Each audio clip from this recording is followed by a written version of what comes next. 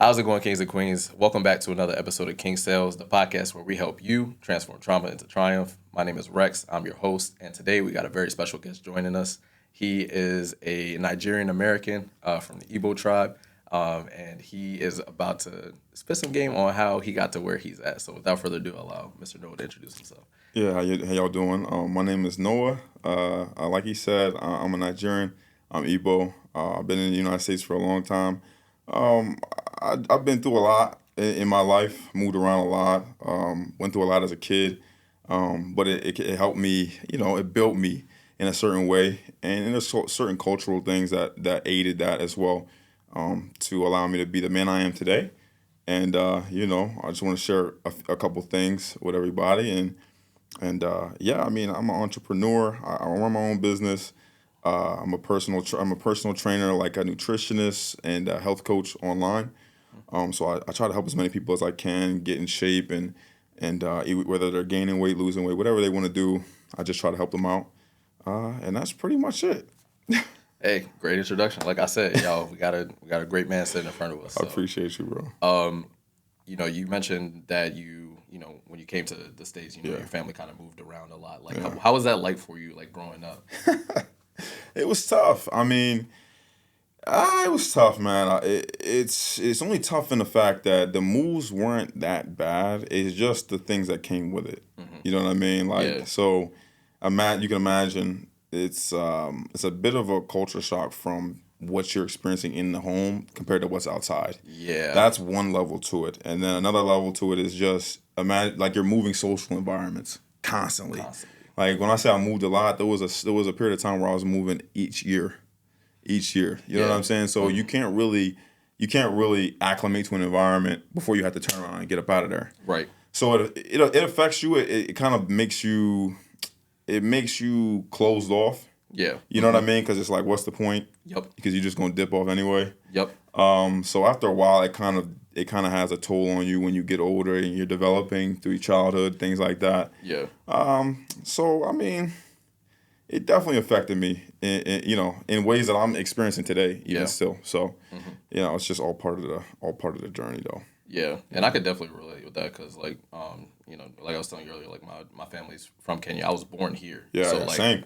I was born in Massachusetts, Gotcha. But we moved around a lot constantly because of my dad's job. Yeah. So, I always was like a kind of like introverted. So like when we would move to different places, like it almost kind of like made me feel like I don't want to open up with new friends, and then we gone in a couple of months. Yeah, bro. So it definitely does something to you. Like it makes you more like shy, and that's something I didn't really realize until like I got to high school. Yeah. The last time that we moved. Yeah. And I was like, oh yeah, I gotta address this, or else it's gonna like keep. It going. lingers, bro. For sure. And it's like you don't realize it until you're forced to be in certain social situations. You know what I'm saying? Yeah. Because if you know the move is coming as a kid, you're like, all right, I can be closed off because I know, I'm not going to be forced to be in those types of situations where I have to even. I could just do my own thing, sit by myself at lunch, mind my own business, and get through it because I know probably in a couple months I'm out of here anyway. Oh, yeah. You know what I'm saying? But when you get to high school you start doing sports, things put you in social situations where you have to address it. And that's when you realize, okay, I don't even know how to act in these environments. Right. It's crazy, bro. So you realize, and everybody looks at you like, okay, you should be the social guy. Yeah. Because you're involved in all these things. Mm-hmm. So it's just, it's a maze because you're trying to keep up a reputation. At the same time, you're trying to figure out, okay, who am I really? Yeah. And you know what I'm saying? Yep. That's the worst part about it is not knowing who you are while trying to actively be social. Yeah. You know what I'm saying? Right. So you figure that out, and for me, it hit me in high school. Okay. Big time. Yeah. You know what I'm saying? Oh, yeah. I was getting into anything, bro. I was liable to do anything. Seriously, just because I didn't really have no ground to stand on, but at the same time, things were moving so fast as far as like my social development that I just felt like I had to just roll with the punches. So I'm just going through.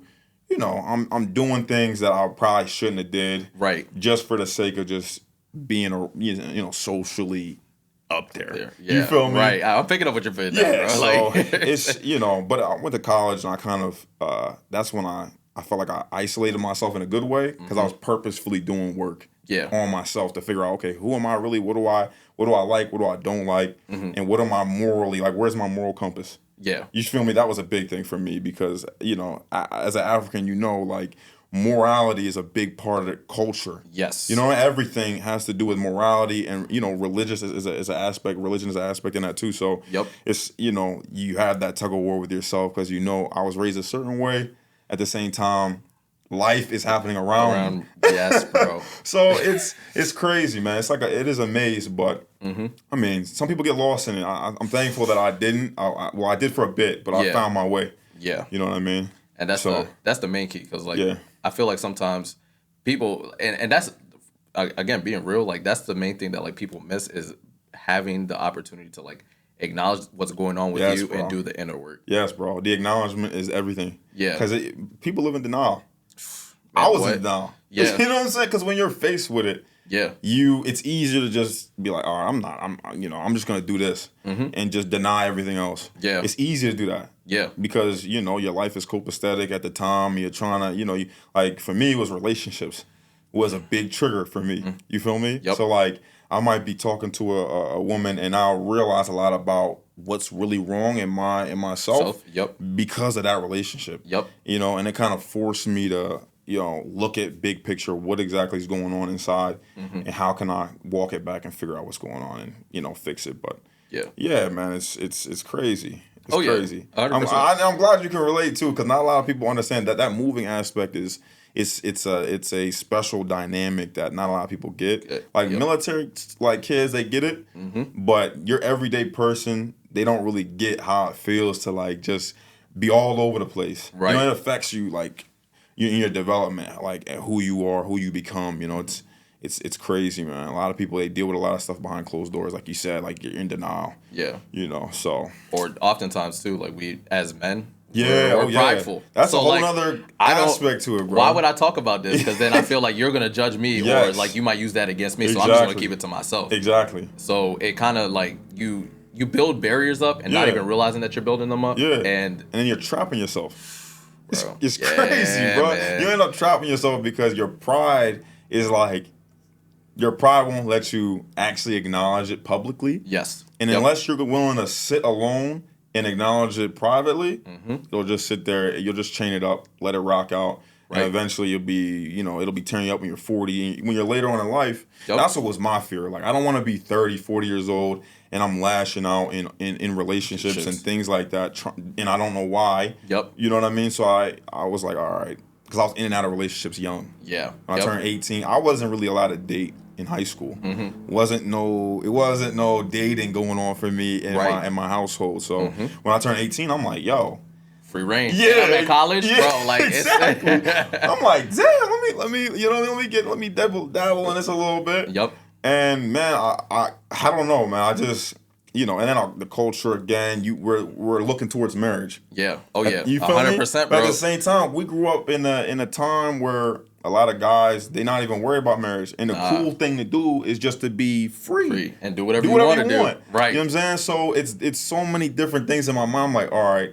And the shorty's looking at me like I'm supposed to be like the other dude and just be, you feel me? So I'm like, all right, I gotta keep her at bay. So I'm gonna act like the other guy. Yep. But in my head, I'm like, bro, this ain't me. Yeah. Exactly, bro. So man, it's tough, bro. So you get to a point where you start looking at her like it's almost not animosity, but you're like, man, this girl is changing me. Yeah. Yep. But you gotta get out of there. Right. So that's what was my problem. Like in and out of relationships, like every couple months I was just dipping out of relationships, trying to get into something that I wanted to be long term, but I didn't know how to make it long term. You feel me? Yeah.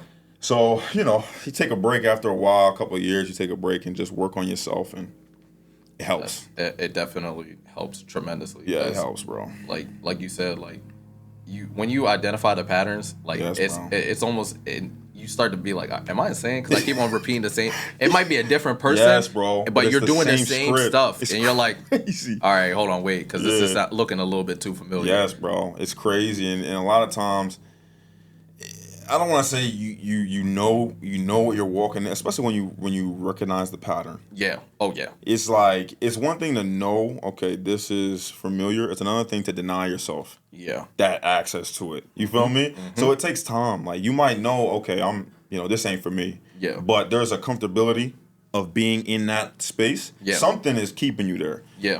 Whether you know what it is or not. And that is a whole nother thing. Getting yourself to be like, all right, I don't need this. But you had said something that one I want to acknowledge because like I feel like sometimes it can be an issue when the issues start to present themselves. Yeah. But like you acknowledged it and you did the work on top of it because like I feel like sometimes we can acknowledge stuff and not like put into work to like make ourselves better. Yeah. So like how did that look like for you when you actually had to like start setting boundaries? Yeah. Because that was the biggest challenge for me. Yeah, bro. It's tough because you don't even know how. The worst part is you know what you have to do. You just don't know how to do it. Yeah. It's like that's the thing. Like I know I can't. I know I have to draw the line. I just don't know how. Yep. So I crashed out a lot. I ain't gonna hold you, bro. I crashed out a lot in the beginning because I was just scrambling. Like, okay, I'm gonna just try a whole bunch of things, and whatever I feel like I can replicate, I'm gonna just stick with. Yep. So I mean, for me, the first thing I had to do was figure out, okay, who am I as a man, right? That was the most important thing because I wasn't a little kid at that point. I was technically an adult. Yeah. So I'm like, I gotta make adult moves here. Like I'm thinking about marriage in this relationship that I know is not going to get there. You know what I'm saying? So I gotta figure out who I am as a man, and that took time. That took a lot of time because a lot of stuff I was raised around affected what I thought, how I did things. So I just leaned into anything that I felt was authentically me. Yeah. And a lot of that was culturally based, honestly, like, because those are things that are inherent. Yeah, 100%. I don't have to I don't have to trip out to be comfortable in certain environments culturally. So I put a lot of time into those things and through that I kind of like branched off to different stuff that led me to like anything that I felt was genuinely me. Yeah. And then I built around it. Okay. You know what I'm saying? And that kind of helped me. That kind of helped me big time because I was able to look at other things that were toxic in my life and realize the toxicity in them instead of just being like, all right, I might not feel comfortable in it, but how dangerous is it really? Yeah. You feel me? So that helped me, man. Just figuring out who I was and where my moral compass was pointed, and then just going that way, and then figuring the rest out, along the walk. Yeah. That's pretty much how I got there. It took years. I ain't gonna lie. And you gotta isolate too. Yeah. Being away from the temptation is a big help. Yep. I used to think I could do the work while being involved romantically, but I can't, bro. Some people say they can. Yeah. But I'm not one of those guys, bro. I'm not either, bro.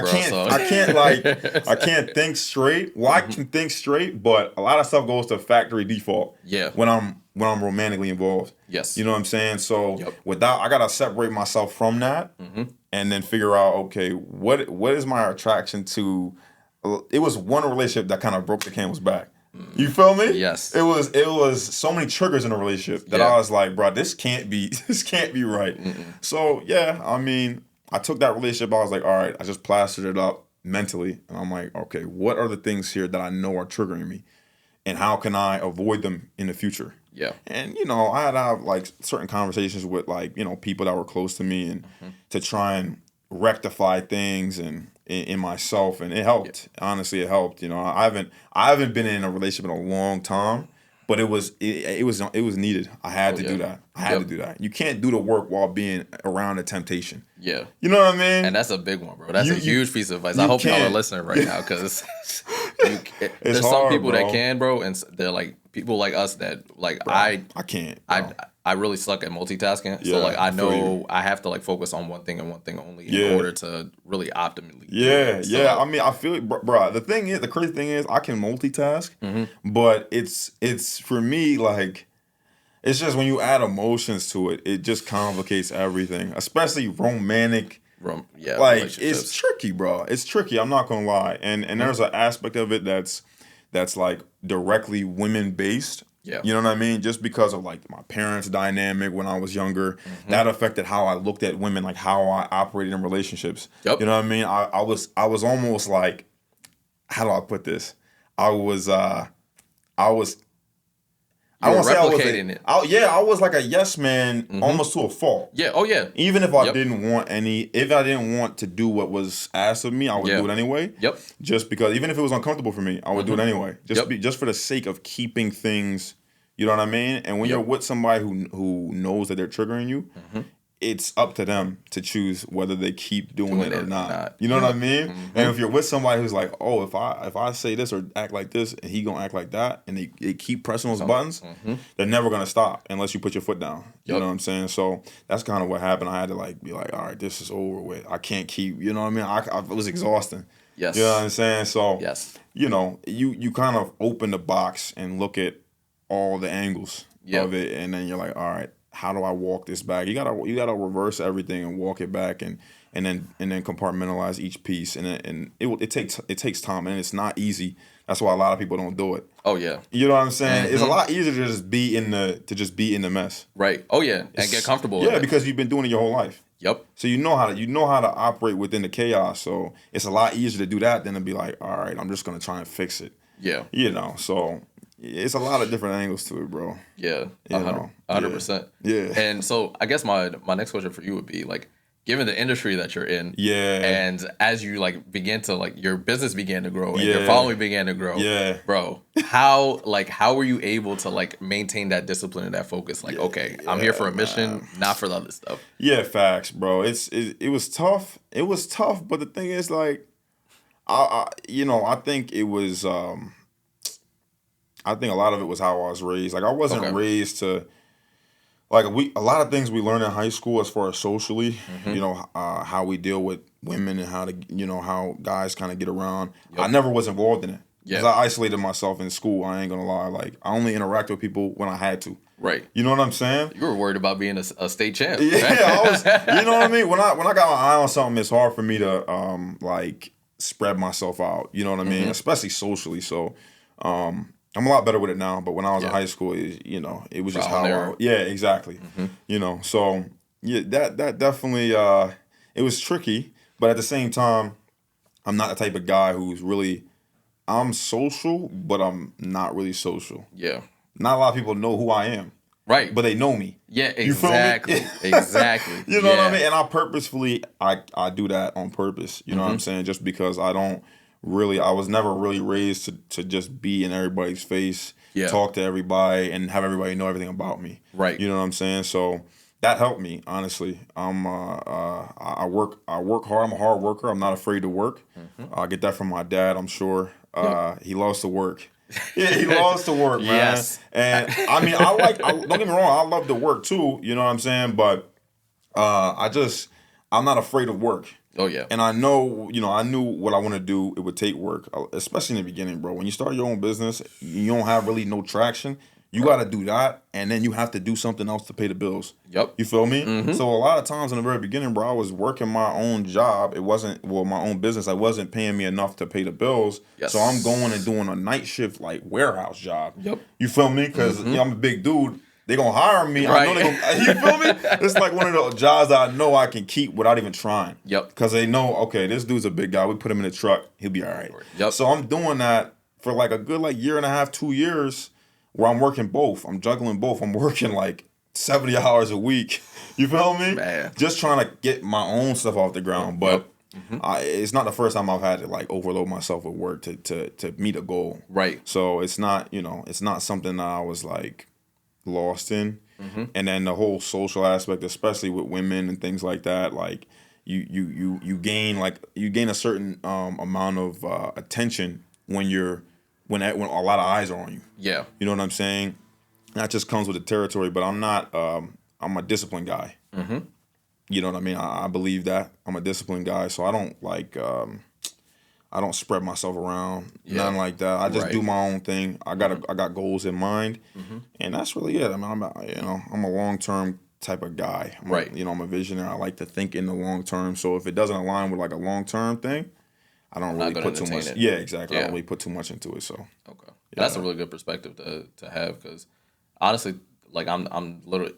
So much. There's like a lot of like relation I'm seeing between like how you grew up and how I grew up. Yeah, like bro. My dad was like the same way. Like he he was a hard worker. Like, he Yeah. always instilled in us. Like, we would be waking up on Saturdays in the Yeah. summer. Yeah. Like, hey, it's 6 o'clock in the morning. Yeah. Come on, let's do some stuff. Like, we gotta clean the yard, Yeah. clean the house, do laundry. I'm like, why am I doing this? Technically, you really don't need to be up. Yeah, It's right, summertime. right.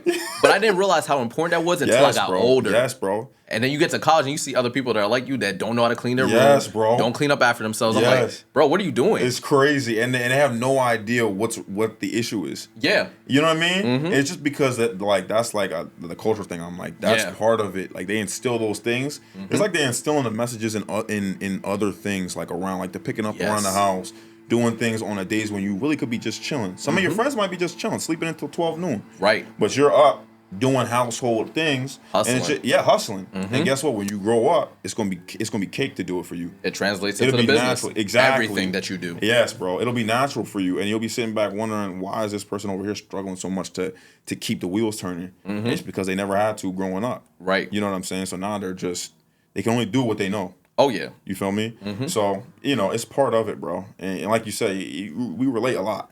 Yeah. And and that's good though.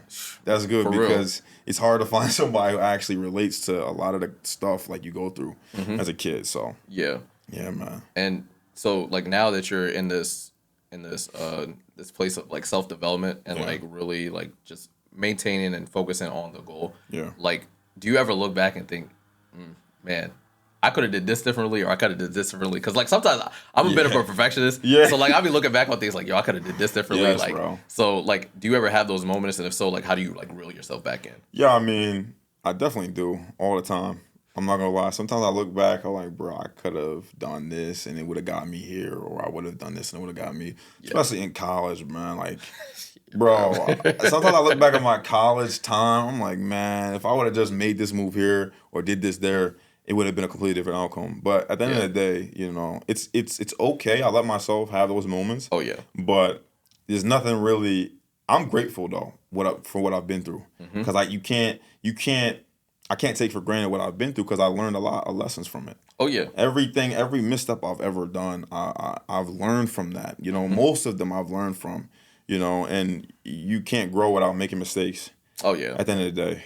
Yep. So I mean, that ain't gonna be. I'm gonna be making missteps for the rest of my life, I'm sure. Yeah. You know what I'm saying? So I can't beat myself up over it. I mean, I think back, I'm like, okay, because I'll use that to project, okay, how do I make better choices in the future? But at the same time, I'm like, okay, it wasn't a past, and I'm a better man because I went through it. I would have been less seasoned. You feel me? If I would have just breezed through, you know what I'm saying? Yeah. So, who's to say that the skills I learned from the mistake won't help me in a lesson in the future? Right. You just never know. That could make or break me. You just never know, So Right. I'm thankful for everything I've been through. I just try to keep the wheels turning, and I'll use the stuff in the past to make better choices in the future. Yeah. You That makes sense. So I would say for me, like, I think one of the things that like really helps keep me grounded now is like like reading scripture and like keeping it like close to my heart, because like even when I find myself in those moments like where like I feel like I'm stagnant or not making progress, like I always remember the scripture that says a righteous man falls 7 times and get back up. So like you have to like keep those things in mind. Yeah. Like, even though you might not see the progress, even though you might not see the success, or you see people around you that's touching the money, getting the sponsorships, right, taking trips. That's tough, bro. Bro, you That's have tough. to You're stay like, bro, focused. where's my gains at? Right. But like you said, like, you gotta be grounded in something, and being grounded in the scripture is a beautiful thing, because you can always reference that. Oh yeah. And it'll always be applicable to your life. You know what I'm saying? So yeah, man, it's just being able to hold yourself down and not like crash out and real out of control. Because it's easy to be like, man, it's easy to just be like, why me? What's going on with me? Bro. You know what I'm saying? It's just not, maybe it's not your time. It's a multiple different factors. Maybe you got to do something a little differently. You got to switch something up. But at the end of the day, it's your own race. Oh yeah. Can't run anybody else's race, bro. They'll burn you. Yeah. They know, you feel me? They know how to Right. run their own race. You can't jump off the lane. So you gotta just do your own thing and try to be the best you can in your own lane, Yeah. And just hope for the best. Absolutely. Absolutely. But And yeah. now shifting gears like towards your business now. Okay, yeah. I know you do the consulting, the personal training, you're a nutritionist. Yeah. So I know a couple months ago you had your first like pro show, right? Yeah, man. Yeah, how was that? Yeah, it was cool, man. It was my first like bodybuilding anything. I'd never bodybuilded before. Yeah. I just got like bigger just because I was in the gym. Gym gave me a way to like express myself without having to talk, which is why I just got addicted to it. Yeah, right. You know what I'm saying? Like I can do whatever I want. I can bang the weights around. They're not gonna say anything back to me. I don't gotta talk to them. Nothing. Yes. So it gave me that outlet. You know what I mean? So I just got locked in, and before I knew it, I got a little bit bigger. And I had went to this gym called Alpha Land in Houston, Texas. Big gym. Okay. It's very bodybuilding centric, I guess you could say. Like they have everything, but a lot of bodybuilders go there. And I just happened to go there during a time where they were doing a competition. And it was like the day after, so everybody who competed was in there. So I'm looking at these guys are like peeled to the bone. Right. I'm like, yeah. this is crazy. What am I doing? Yeah, I'm like, yo, this is insane. And some of them were coming up to me saying, yo, bro, like, do you compete? I'm like, nah, man, I just like to go to the gym. I'm just a gym guy. Yeah. And they're like, you should think about stepping on stage. You should think about. So that was what sparked my interest. That's when I started like digging around, trying to figure out what goes into this. Yeah. Because I figured I had the size already. All I would need to do was diet. Yeah. You know what I'm saying? Yeah. I was like, I'm just gonna try it. I'm a competitive guy, so if somebody says, yo, you should. If somebody kind of challenged me in a way, I'm going to at least try it. You know what I'm saying? I can't even help it, bro. Yeah. But so like I see the guy, he just stepped off stage and he's telling me I should try it. I'm gonna just try it, bro. So, that next year I went on. I started prep in the end of April, early May, around there. Okay. And then the competition was in September. The first competition was in September, and it went well, man. The prep was hard. I'm not gonna lie. That's what I hear, bro. Yeah. Bro, it's crazy. It's way harder than I thought it was going to be. Yeah. Way harder. Okay.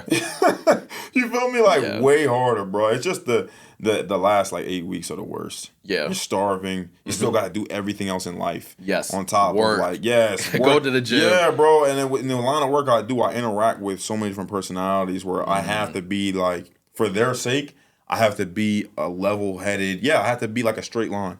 I can't waver and be emotional because that could cause them to be emotional. And I'm supposed to be the guy who's keeping them together when they're going through it. Yeah. So it's tough, man. And I'm trying to keep myself from going crazy because I don't even want to do nothing, bro. I'm on 1,300 calories. I don't want to do anything. I don't even want to be awake. I just want to lay down and sleep. Yes. So it's like, I'm eating chicken with no seasoning. Salt only, a little dash of salt on the chicken. It's crazy, bro. Chicken and rice, bro. Bro, chicken and rice, a little bit of broccoli. I'm still hungry after I eat. Starving still. Right. But you still got to put in the work. Yeah, exactly. But at that point, I'm like, okay, now that's when the challenge actually begins.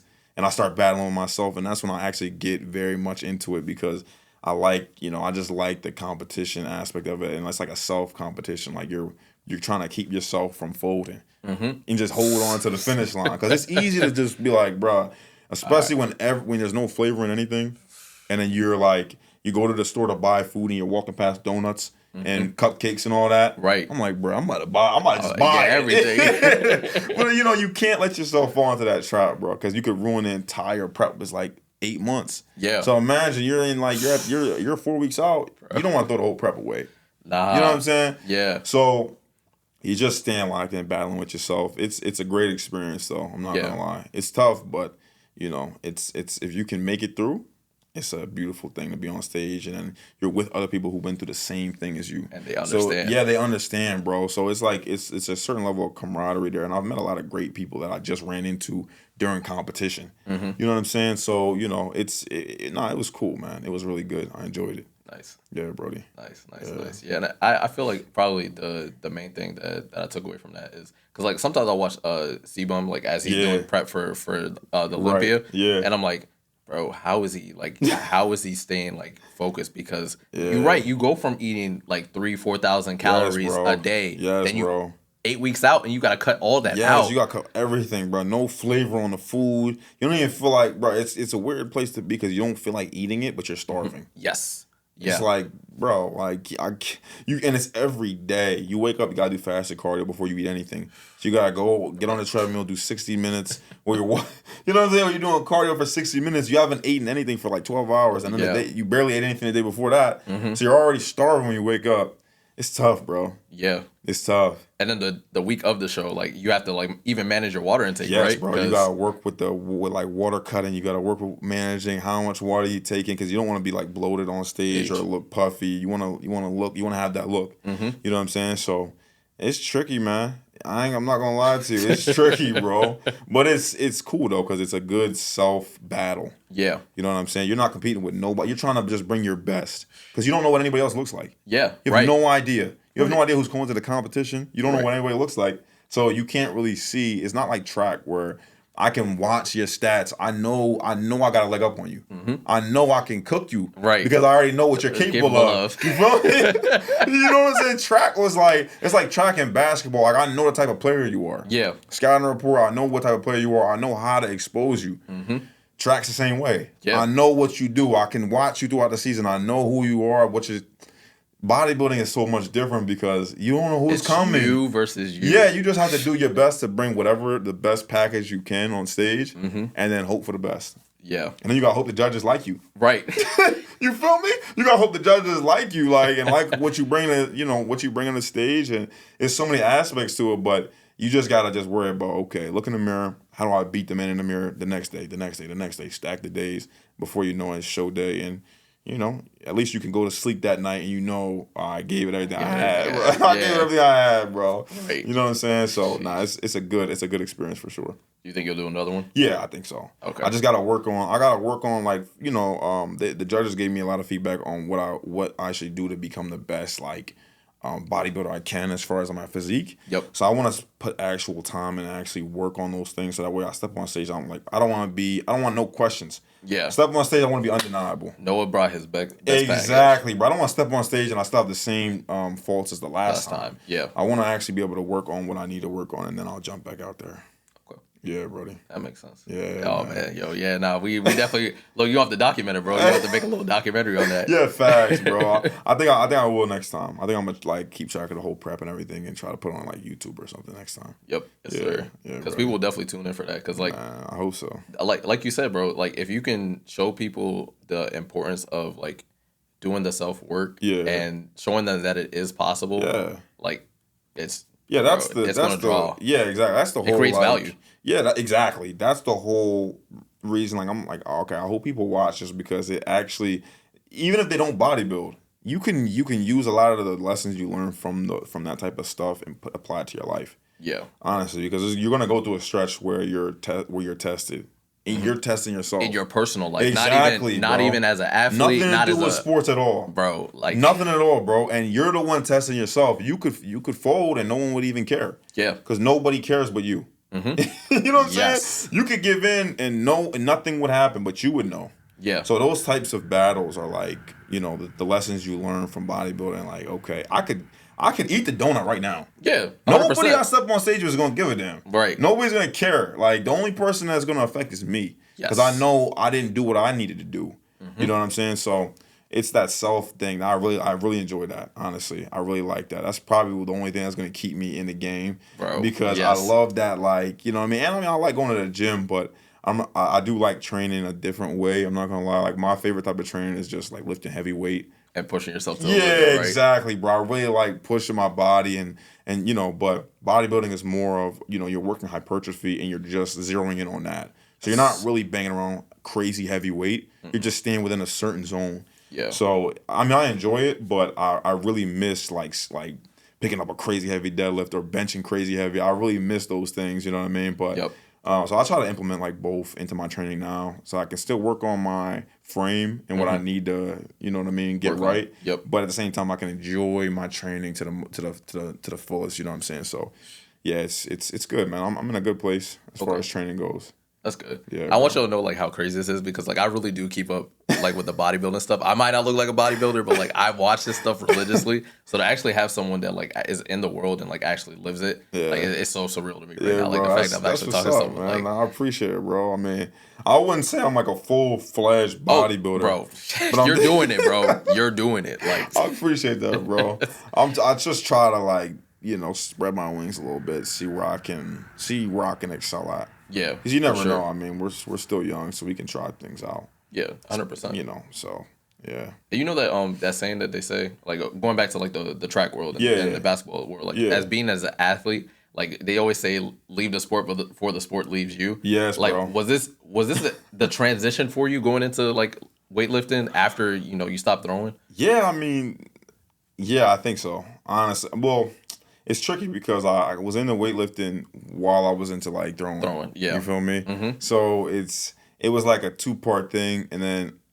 But I've always been like a competitor. Like even when I played street ball growing up, I wasn't like a track athlete my whole life. Well, technically I was, but I wasn't like a serious track and field. Yeah, I didn't really know what I was doing with it. You know what I'm saying? But basketball is always something that I no matter what, I was like hyper competitive with. You know what I'm saying? Right. I think it's because I got 2 older brothers that also played ball. Yeah. And they thought they was better than me. So I was forced to be like, bro, I'm like that. I'm like that, dog. Yeah. So you know what I mean? Are you the youngest son? Yes, bro. Oh, bro. Yeah. Okay. It makes sense. Yeah. So it's like, that kind of sparked that young. And then when I got into organized basketball, like you on court, people they talking trash. I can't help but like get hyped up with I gotta that go out type there of and match stuff. it. Yeah, exactly. So I think nah, you good, bro. I'm telling you, when this sponsorship money start rolling in, I'm gonna get a new camera because it be killing me sometimes. Like especially when we're flowing. Okay, I'm like, bro, come on, saying. yo. Nah, it's cool though, bro. You know what I mean? No, I got you. But yeah, man, I mean, yeah, the competitive nature of sports in general, I've always had it. So, and that kind of bled into weightlifting as well. Like I'm telling you, there's times at the gym, even now, like, but especially earlier, I'll go into the gym and I'm competing with somebody in there. They just don't know. They don't know it. They have no idea. Nope. I'm literally, especially like I remember specifically, I used to go and train with a group of people. Like we all work together, so we all go to the gym and train. Yep. And it was a woman that I was feeling her, right? And she was eyeing some other dude in the gym. Oh yeah. Oh, I was turned. That turned me off. I'm like, what? She used to talk about like, oh yeah, look how big he is. She's talking to the other shorty. I'm hearing that.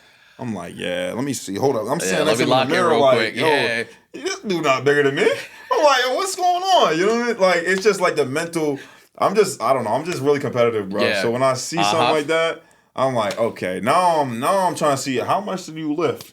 So I'm watching him. You know what I'm saying? I'm trying to lift as much as him. So we go back and forth, and it's not just that. Like sometimes I go into the gym and I see somebody who lifts crazy amount of weight. I'm chasing that. Yeah. And they don't even know. Right. But it's just like it's kind of like you're inspired in a way to push yourself. Yeah. I like to use certain things to just push myself, and that was a big reason why I even went to Texas in the first place.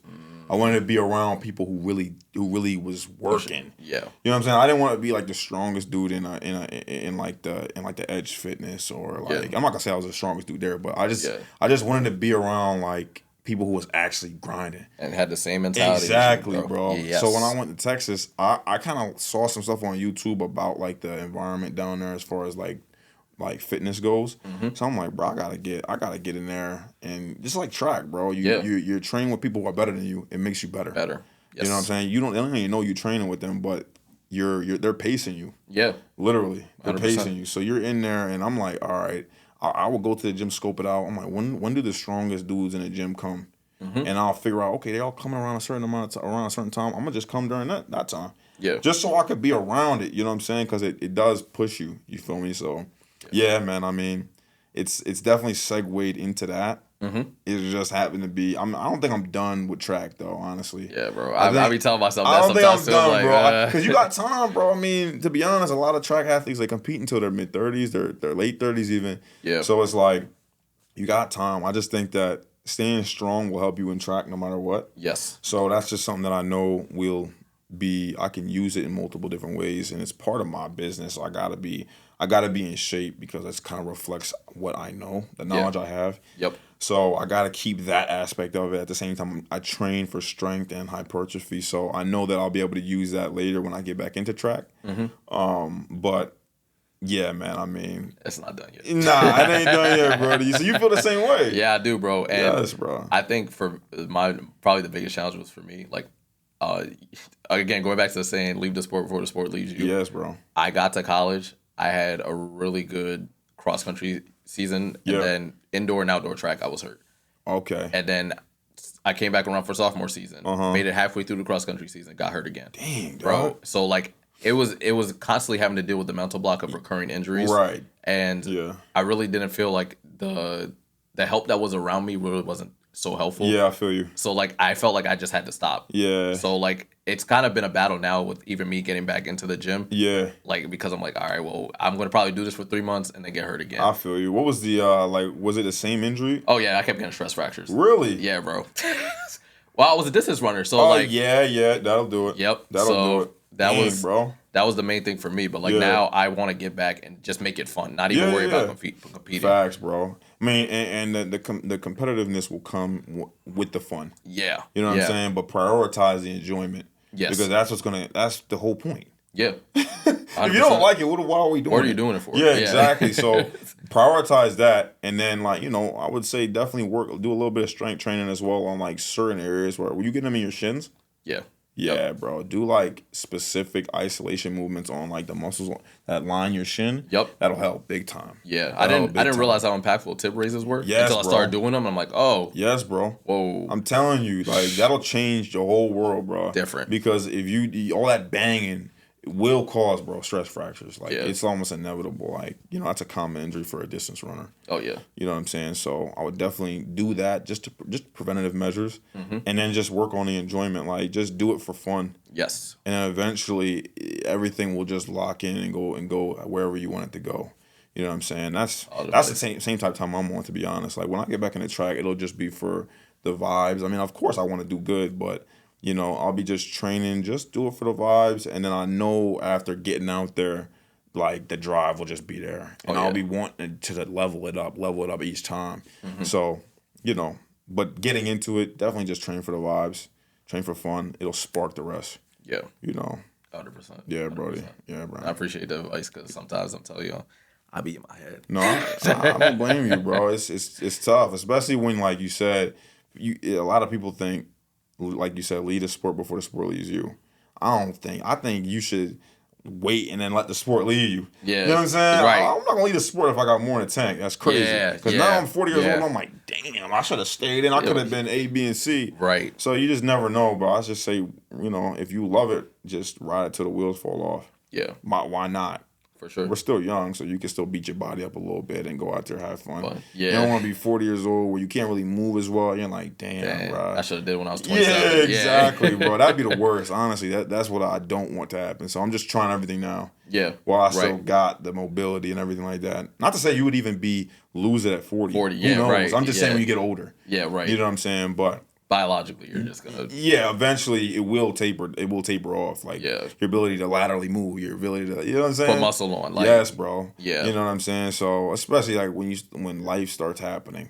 Yeah. You have kids, you start, and the environment start changing. You start getting stressed out. Yep. That kind of speeds up the testosterone lowering over the course of time. So, you want to get it in now while you ain't got no worries. Right. Well, while you ain't got no crazy major worries.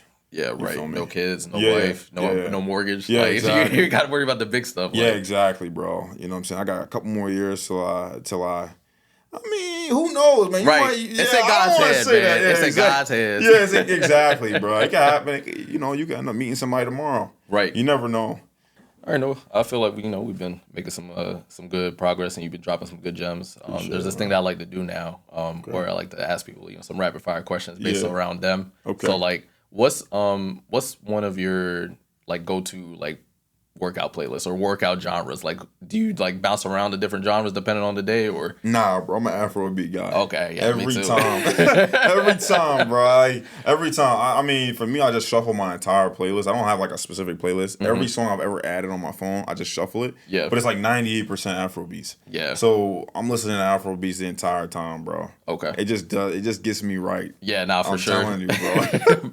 You and me both, bro. Like I have like a whole, yeah, bro. It's bad. Yes, it's bro. bad. I'm not even mad at it, bro. I mean, I'm glad to hear that, bro. Yeah. Honestly, because it's a beautiful genre of Oh music. yeah, man. 100%. Yeah. Yeah. We were like, we could have a whole Facts. conversation on this. Yeah, word, bro. So what's your go-to meal after, like post-workout? Like, what's your my go-to meal probably something like fish, rice. Okay. Something that's like low in calories, high in protein, carbohydrates, like a fast-acting carb like rice. Okay. And then some like maybe broccoli or something like that. Something easily digestible, but I can still get like my macros in. Okay. Yeah. You meal prep? Yeah, meal prep. Yeah. That's smart. 'Cause, bro, I'm telling you, bro. my fast food is gonna be the downfall for me. Like I'm gonna have to like really taper off when I really like lock in again. Yeah, bro. It's because it tastes better than the meal prep. And it's quick. And it's easy. It's you like, just pull through you pull through the Whataburger, they slap it, they give you the money. Yeah, bro. it's over. They give you the burger, I could get a smoothie, all that. Bro. Nah. Yeah. You gotta stay away from that, bro. Yeah. Nah. Look, I'm learning. Like tomorrow, not tomorrow. Sunday. Yeah. I was talking to one of my boys about it because he's been in the gym heavy. He did the Heart 75 challenge. Okay. I was like, bro, I'm about to do that. He's like, bro, you're just getting back into the gym. Right. Just enjoy it. Right. Enjoy, bro. Yeah, I was bro. like, nah. It's a competitive spirit because I'm like, all right, bro. I gotta start back from where I was before I took and you take like 6 months off and you trying to, bro, you can't do it, That's bro. a crazy jump to make. Bro. I mean, it's doable, but it's a crazy leap. It's a huge challenge. And I was like, let me not do that. You don't want to crash out. Like, you just, go ahead and ease in. Yeah, just baby steps, right? Yeah, that's my main focus for me right now. Is baby steps, I feel you, man. Oof, yeah, because I'll jump off the deep end real quick. I feel you, especially with some of the food they got out today, bro. Man, what? I love me some Chick-fil-A, bro. I'm saying, bro. Oh, man. So, outside of, fitness and stuff, like, what's something that you do to, like, maintain, like, a positive mental headspace? Like, yeah, man. I like to, it's going to sound wild, but I write poems, man. Oh, bro, me too. My dog, yes, bro. Sir. I write poems, man. I've been writing poems since I was in middle school, bro. Yep. You know what I'm saying? And honestly, my phone is full of poems. I'll be keeping my phone, like, when I was younger, I used to write them on paper, but these days I just put them in my notes. Right, because I'm liable to lose the journal, yes, bro, and I'll be mad. Exactly. I'll be tight. Like, I just lost the whole archive. Nah, man. I write poems because it's, it's like it was like my first my first outlet on how to like express myself. I used them to like holler at shorties when I was younger. Oh, yeah, of course. Like, you know what I'm saying? Because I didn't really have the confidence to talk to them. Yeah. So I was like, okay, I could put together writing real good. I've always been good at writing. Yeah. I get that from my mom. She's really good at writing. So my mom is too. Yeah, bro. Yeah, I'm telling y'all, bro. Like, literally, the more that Noah keeps on talking, like, bro, like this is my twin, bro. Yes, Like, bro. This is crazy. Seriously, bro. Like, I put down poems and it helps me just to kind of get things out, and it's like a creative way of expressing yourself. Yes. Yeah. And it's a much better alternative than crashing out. Yes, bro.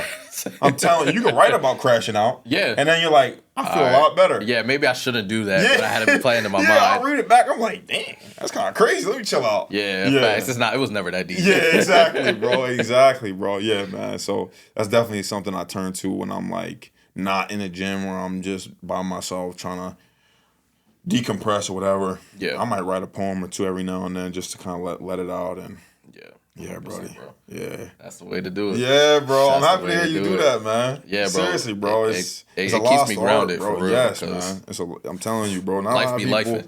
Yeah, no, it do. And like, you don't want to bottle things up. Yeah. That's how I learned young, bro. You bottle things up, you will crash out. 100%. It is a guarantee. It's not a matter of like what it's going to happen, bro. Yeah. It's not a matter of if you're going to crash out. You will crash out. It's eventually you will. Right. So you just got to find ways to let it out and find ways to express yourself, and the poems do it for me every time. Every time, bro. Every time, bro. It's crazy. All right, Noah. Well, you've been given a lot of good pieces throughout this whole interview. I appreciate it, man. What's one thing that you would probably give to like a viewer that's in your field that might just be starting out, like on how to like stay grounded and get to where they need to be?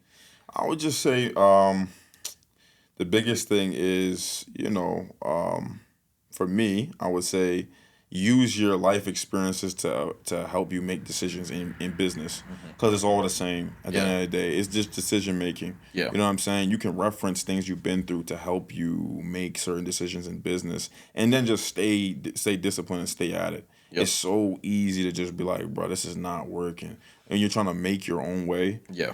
Man, and the comfortability of punching a 9 to 5. You know that you can you can get a job anywhere. Right. You're like, bro, I could just go get a job. It's a guaranteed bro. check. Yes, it's a guaranteed check. It might not be the money I want, but it's bread, and I know I can. You know what I mean? I know I can use it for whatever you got going on in life. But just think big picture, stay grounded, and understand that I want something more. I can always go back to get a different job. Right. But I got to give it time. You got to give it time, bro. Like, so many times I thought, man, I'm not doing this no more, bro. Because it's up and down. One month you might be making big bread. The next month you might make no money. You know what I'm saying? In the beginning, when you don't have a consistent amount of clientele, you might make a good amount of money one month. You're like, okay, this is lit. Yeah. Next month, you're not making no money. Nothing. You feel me? And you're trying to stretch checks. It's tough, bro. It's tough. You know what I mean? You're still trying to operate in your everyday life. So get yourself a job outside of what you're doing that can give you a baseline income, and then build and then focus everything else you have on building your own. You know what I'm saying?